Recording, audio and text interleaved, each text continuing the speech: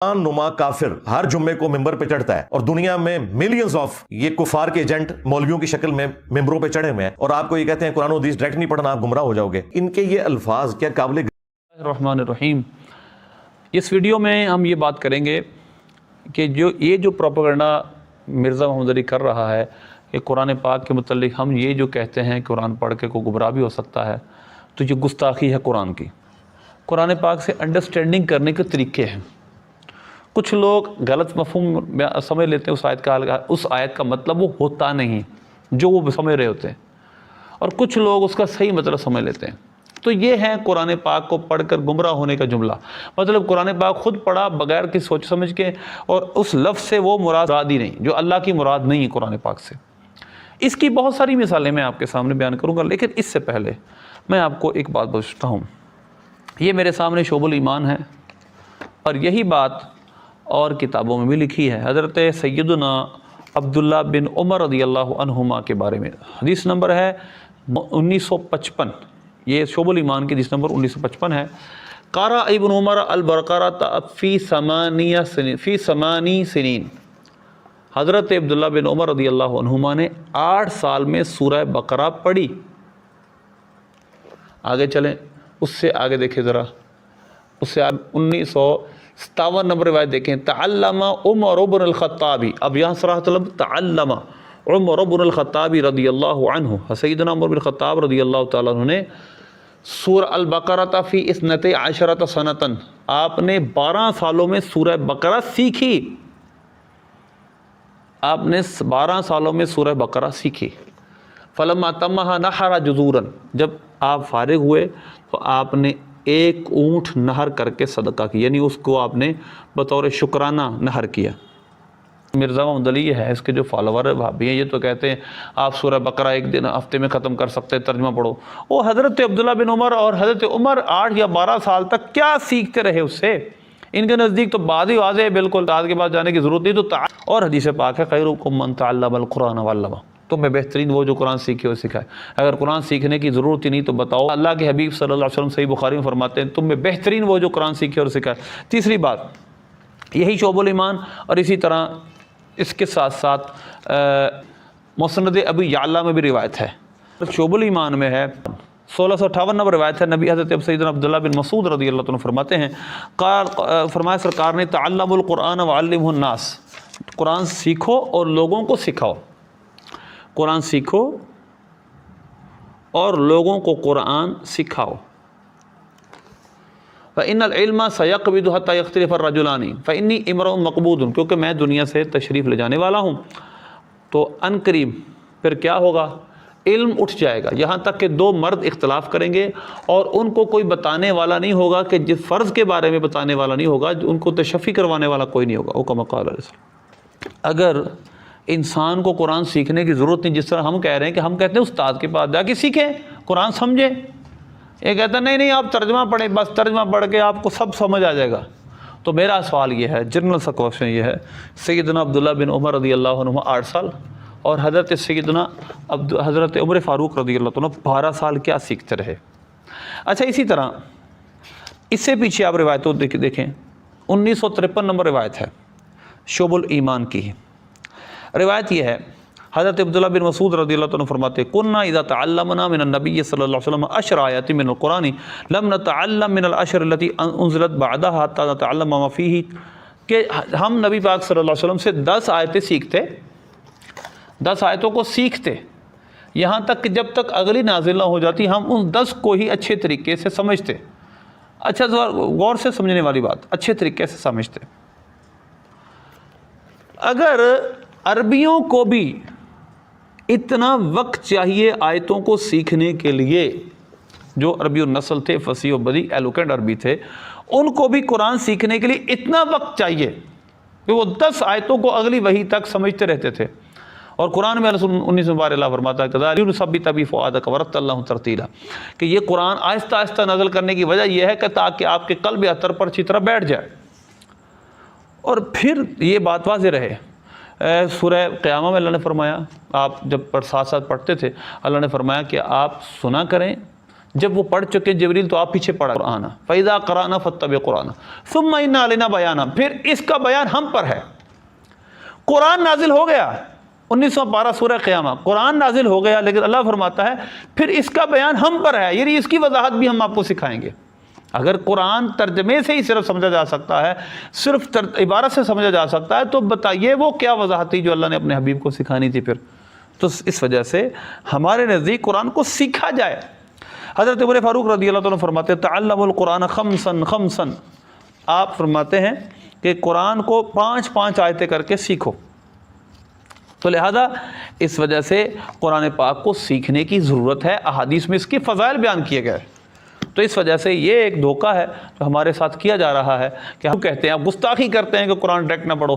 ہم گستاخی نہیں کر رہے، ہم آپ کو وہ تعلیمات دے رہے ہیں جو صحابہ اہل بیت کی ہیں، جو ہمارے بزرگوں کی ہیں، جو ہمارے صحابہ و اسلاف کی ہیں۔ اب میں آپ کے سامنے ایک اور بات بتاؤں گا۔ نبی پاک صلی اللہ علیہ وسلم کا یہ ارشاد ہے، یہ مسند امام احمد ہے، حدیث نمبر 17421 ہے، اس کے مختلف اور مقامات پر بھی روایت ہے۔ روایت یہ ہے، نبی پاک صلی اللہ علیہ وسلم کا فرمان ہے انی اخاف علی امتی اثنتین، مجھے اپنی امت پر 2 چیزوں کا خوف ہے، القرآن واللبن، ایک دودھ اور ایک قرآن۔ دودھ ڈھونڈنے کے لیے لوگ دیہاتوں میں جائیں گے، فرض تک چھوڑ دیں گے، خالص دودھ ڈھونڈنے کے لیے لوگ دیہاتوں میں جائیں گے اور فرض تک چھوڑ دیں گے، اس کا تو آسان سا مطلب یہ ہے۔ اس کے بعد اما القرآن فیتعلم المنافقون، قرآن کو منافق سیکھیں گے، قرآن کو منافق سیکھیں گے، فیجادلون بہ المؤمنین، اور مومنوں سے اس کے ذریعے جھگڑا کریں گے۔ قرآن منافق سیکھیں گے، اس کے ساتھ وہ مومنوں سے جھگڑا کریں گے۔ تو لہذا قرآن کو سیکھ کر اس کا مطلب غلط بیان کر کے مومنوں سے جھگڑیں گے، تم تو سمجھے نہیں، آیت کا مطلب تو یہ تھا، آیت کا مطلب تو یہ تھا۔ اسی وجہ سے حضرت عمر بن خطاب رضی اللہ تعالیٰ عنہ نے ہمیں یہ سمجھایا۔ یہ میرے سامنے سنن دارمی ہے، عبد الرحمن دارمی رحمۃ اللہ علیہ، امام بخاری کے استاد، ان کی کتاب ہے۔ آپ کی اس کتاب کے حدیث نمبر 121 ہے۔ فرماتے ہیں حضرت عمر بن خطاب رضی اللہ تعالیٰ عنہ انہ سیاتی ناس یجادلونکم بشبہات القرآن، کہ لوگ آئیں گے تمہارے ساتھ قرآن کے شبہ کے ذریعے، قرآن کے شبہات کے ذریعے وہ تمہارے ساتھ لڑائی کریں گے، تمہارے ساتھ جھگڑا کریں گے۔ فخذوہم بالسنن، تم ان کو کیا کرو، سنت کے ساتھ پکڑو، یعنی وہ تمہارے ساتھ قرآن کے ذریعے جھگڑا کریں گے اور تم ان کے ساتھ سنت کے ساتھ ان کو پکڑو، یعنی سنت کے ساتھ ان کی پکڑ کرو کہ تم یہ مراد لے رہے ہو، قرآن کی یہ مراد نہیں۔ فإن أصحاب السنن أعلم بکتاب اللہ، کیونکہ سنت کا علم رکھنے والے قرآن پاک کو زیادہ جاننے والے ہیں، سنت کا علم رکھنے والے قرآن پاک کو زیادہ جاننے والے۔ تو لہذا اس وجہ سے یہ بات یاد رکھیں، قرآن پاک کو پڑھ کر غلط مطلب بیان کیے جاتے ہیں۔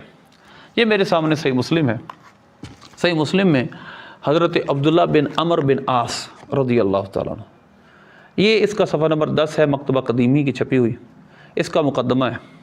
آپ فرماتے ہیں ان فی البحر شیاطین مسجونۃ اوثقھا سلیمان یوشک ان تخرج فتقرأ علی الناس قرآنا، کہ سمندروں میں شیاطین ہیں جو سلیمان علیہ السلام نے ان کو وہاں پر باندھا ہوا ہے، قریب ہے کہ وہ نکلیں اور لوگوں پر قرآن پڑھیں، لوگوں پر قرآن پڑھیں، لوگوں پر قرآن پڑھیں۔ تو لہذا ہر قرآن پڑھنے والا اس کی مراد صحیح سمجھ لے، ضروری نہیں۔ اس کی اگلی مثال یہ میرے سامنے مصنف ابن ابی شیبہ اور صحیح مسلم میں بھی یہ روایت ہے، اور یہ نہج البلاغہ ہے، نہج البلاغہ شیعہ کی چھپی ہوئی، اس کا صفحہ نمبر 251 ہے اور آپ کا کلام نمبر 40 ہے۔ مولا کائنات علی المرتضیٰ رضی اللہ تعالیٰ کے پاس یہ پیغام آیا کہ خوارج آپ کے خلاف آیت پڑھتے ہیں اور کہتے ہیں لا حکم الا للہ، حکم نہیں مگر اللہ کے لیے، حاکم صرف اللہ ہے، وہ مراد یہ لیتے تھے۔ تو آپ کیا کہتے ہیں اس بارے میں؟ وہ بھی قرآن رہے ہیں، قرآن کی آیت پڑھ کے تفسیر اپنی مرضی کی کر رہے ہیں، آپ کیا کہتے ہیں اس بارے میں؟ آپ نے فرمایا کلمۃ حق ارید یراد بہا باطل، کلمہ سچا ہے، یراد بہا باطل سے مراد غلط لی جا رہی ہے۔ قرآن پاک کی آیت سچی ہے لیکن اس کو پڑھ کر لوگ مطلب غلط بیان کر رہے ہیں، مطلب یہ نہیں ہے جو وہ بیان کر رہے ہیں۔ نعم انہ لا حکم الا للہ، مطلب حق حکم نہیں ہے مگر اللہ کا. لیکن ہاؤلا یقولون امرأۃ الا للہ، یہ تو کہہ رہے ہیں کہ مرد نہیں ہے مگر اللہ کی طرف سے، یعنی حاکم حقیقی تو اللہ ہی ہے، لیکن دنیا میں تو ہوتا ہے نا جس نے اللہ کا حکم نافذ کرنا ہوتا ہے. تو لہذا آپ نے فرمایا کہ یہ غلط مراد بیان کر رہے ہیں. اسی کو لے کر مولا کائنات رضی اللہ تعالیٰ عنہ نے، جس طرح حضرت عمر فاروق کا قول ہے، اسی طرح مولا علی رضی اللہ عنہ، حضرت موسیٰ اشعری، حضرت عبداللہ بن عباس رضی اللہ عنہما کو فرمایا تھا خوارج کے ساتھ جا کر تم جب بحث کرنا تو سنت کے ساتھ کرنا، قرآن کے ساتھ نہیں کرنا. یہ نہج البلاغہ میں، شیعہ کی نہج البلاغہ میں بھی لکھا ہے آپ کا قول کہ قرآن ذو وجوہ ہے، قرآن پاک کی ایک ایک لفظ کی کئی وجوہات نکل سکتی ہیں. تو لہذا وہ بحث کریں گے، کہیں گے اس کی وجہ یہ بھی ہو سکتی ہے، یہ بھی ہو سکتی ہے. تو لہذا ان کے ساتھ سنت کے ساتھ بحث کرنا. بتاؤ یہ مطلب صحابہ نبی پاک صلی اللہ علیہ وسلم نے کہاں لیا ہے؟ تو لہذا اس وجہ سے یہ بات یاد رکھیں، ہر قرآن پڑھنے والا وہ صحیح ہو، وہ قرآن پاک کی صحیح مراد کو سمجھ لے. ممکن نہیں. خوارج کا یہی کام تھا کہ اپنے طور پر انہوں نے قرآن پڑھا، اپنے طور پہ قرآن پڑھ کر انہوں نے کیا کیا، پھر وہ گمراہ ہوئے. اسی طرح مولا کائنات رضی اللہ تعالیٰ نے خوارج کی نشانیاں بیان کی اور نبی پاک صلی اللہ علیہ وسلم نے بھی بیان کی. اور آپ صلی اللہ علیہ وسلم نے کیا فرمایا تھا؟ یاتی فی آخر زمانے قوم، یہ صحیح بخاری کی حدیث نمبر 3611 ہے. آپ نے فرمایا آخری زمانے میں قوم ہوگی حدثاء الاسنان صفاء الاحلام، عمریں تھوڑی ہوں گی، عقل کے بے وقوف ہوں گے. مرزا اور اس کے فالوور بھی یہی ہیں، بڑے بڑے علماء پر، محققین پر، صوفیاء پر بات کر رہے ہیں. یقولون من خیر قول البریۃ، وہ سب سے بہترین بات کریں گے. جو میں نے صحیح مسلم کی حدیث بیان کی ہے اس میں بھی، اور صحیح بخاری کی اس حدیث کے تحت بھی اس کی شروحات میں لکھا گیا. قرآن پڑھتے تھے، کہتے لا حکم الا للہ، لیکن مراد غلط بیان کرتے تھے. اپنے طور پر انہوں نے قرآن سمجھا، صحابہ کو چھوڑ کر، مسلمانوں کے جمہور کو چھوڑ کر قرآن سمجھا، اور انہوں نے فرقہ کھڑا کیا اور مسلمانوں کے خلاف بہادرائی کی، یہاں تک کہ مسلمانوں کو پھر ان کے خلاف جہاد کرنا پڑا، اور انہوں نے پھر مولا کائنات علی المرتضیٰ رضی اللہ تعالیٰ کو شہید کیا. تو قرآن کی آیت پڑھتے تھے، ثابت کرتے تھے معاذ اللہ کہ مولا علی کا شہید کرنا درست تھا. تو قرآن پاک پڑھ کر لوگ اس طرح گمراہ ہوتے ہیں کہ اس کی مراد کو اپنے مطابق، خواہش کے مطابق ڈھالنا چاہتے ہیں، قرآن کی وہ مراد ہوتی نہیں. تو لہذا یہ قرآن پڑھیں گے، سب سے بہترین بات یعنی قرآن پڑھیں گے اور ان کا قرآن کے حلق سے نیچے نہیں جائے گا. اسی طرح حضرت سیدنا عبداللہ بن عمر رضی اللہ عنہما کا قول ہے، یہ صحیح بخاری میں حدیث نمبر 6930 یعنی 6930 نمبر روایت کے اوپر ایک باب باندھا ہے امام بخاری رحمۃ اللہ علیہ، باب قتل الخوارج والملحدین بعد اقامت الحجت علیہم، کہ ملحدین اور خوارج کو ان پر حجت قائم کرنے کے بعد ان سے لڑائی کرنا، ان سے جہاد کرنا. یہ باب ہے. اس باب کے تحت ترجمۃ الباب میں یعنی عنوان باب میں سیدنا عبداللہ بن عمر رضی اللہ عنہما کا قول نقل کیا. کان ابن عمر رضی اللہ عنہ یراہم شرار خلق اللہ، سیدنا عبداللہ بن عمر رضی اللہ عنہما خوارج کو سب سے بدترین مخلوق مانتے تھے اور کہتے انہم انطلقوا الی آیات نزلت فی الکفار فجعلوها علی المؤمنین، کہ انہوں نے وہ آیتیں جو کفار پر نازل کی گئی تھیں، کفار کے متعلق اللہ نازل کی تھیں، وہ آیتیں مومنوں پر چسپاں کرتے ہیں، فجعلوها علی المؤمنین. تو یہ حضرت عبداللہ بن عمر رضی اللہ عنہ کا قول واضح طور پہ کیا بتا رہا ہے؟ انہوں نے قرآن ڈائریکٹ پڑھا، اس کی مراد کو غلط سمجھا، انہوں نے اس کی مراد کو نہیں پایا جو اللہ رسول کی مراد تھی، وہ سمجھ نہیں سکے اس کو. انہوں نے اپنی خواہش اور مرضی کے مطابق قرآن پاک کی آیت کا مطلب لیا اور مسلمانوں پہ چسپا کر دیا. آج بھی یہی ہو رہا ہے، کفار کی بتوں کی آیتیں، وہابی، یہ جو مرزا، یہ سب وہ بھی آیتیں مسلمانوں پہ چسپا کر رہے ہیں، بت پرستی ثابت کر رہے ہیں اس پر. تو لہذا یہ صحابہ بھی کہتے تھے کہ خوارج نے غلط قرآن پاک سمجھا ہے، قرآن پاک کو غلط سمجھا ہے، قرآن پاک کی آیت کا وہ مطلب نہیں جو یہ سمجھ رہے ہیں. تو اس لیے ہمارا مدعا یہ ہے کہ قرآن پاک کو استاد کے بغیر سمجھنا یہ ناممکن ہے. قرآن پاک کے اندر ایسی ایسی باتیں ہیں، یہ کوئی مرزا کا شاگرد، میں نے پچھلی ویڈیو میں چند سوال کیے ہیں اور وہ چھوٹے سے سوال ہیں، پتہ نہیں کتنے ایسے سوال ہو سکتے ہیں. تو خوارج نے، اس طرح بہت سارے اور لوگوں نے صحیح مسلم کے کتاب الایمان میں